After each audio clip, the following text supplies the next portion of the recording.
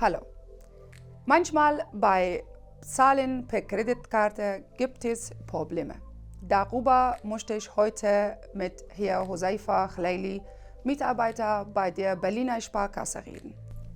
Hallo Herr Khleili, herzlich willkommen. Was ist eigentlich eine Kreditkarte und woran unterscheidet sie sich von einer EC-Karte?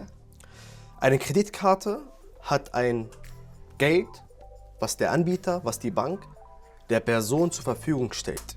Eine EC-Karte muss die Person, der Inhaber dieser Karte, Geld rauf überweisen, damit man die Karte nutzen kann. Normalerweise kosten die Kreditkarten. Wie hoch sind die durchschnittlichen Gebühren im Jahr? Kommt drauf an, was die Karte für eine Person anbietet. Man kann sagen, im Jahr zwischen 40 und 150 Euro. Es gibt im Internet mittlerweile viele Anbieter für Kreditkarten, aber die nicht von einer Bank sind. Sind die vertrauenswürdig? Da muss man zwei Sachen beachten oder unterscheiden. Wenn jetzt der Anbieter mir Geld zur Verfügung stellt, dann muss ich vertrauenswürdig sein. Er muss überhaupt nicht.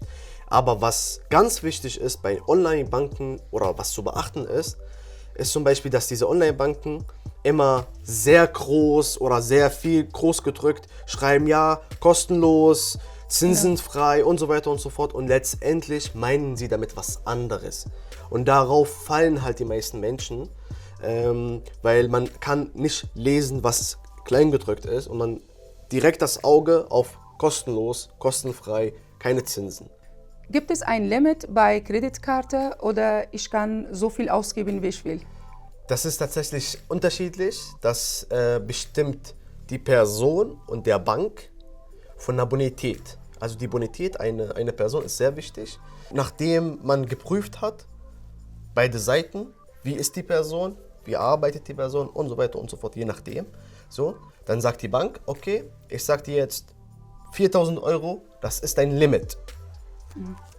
Wenn man mehr will, dann kann man auch nochmal fragen, ich möchte mehr. Dann guckt die Bank nochmal und dann macht ein bisschen mehr. Was passiert, wenn man den Kredit nicht rechtzeitig zurückzahlt? Ganz viel.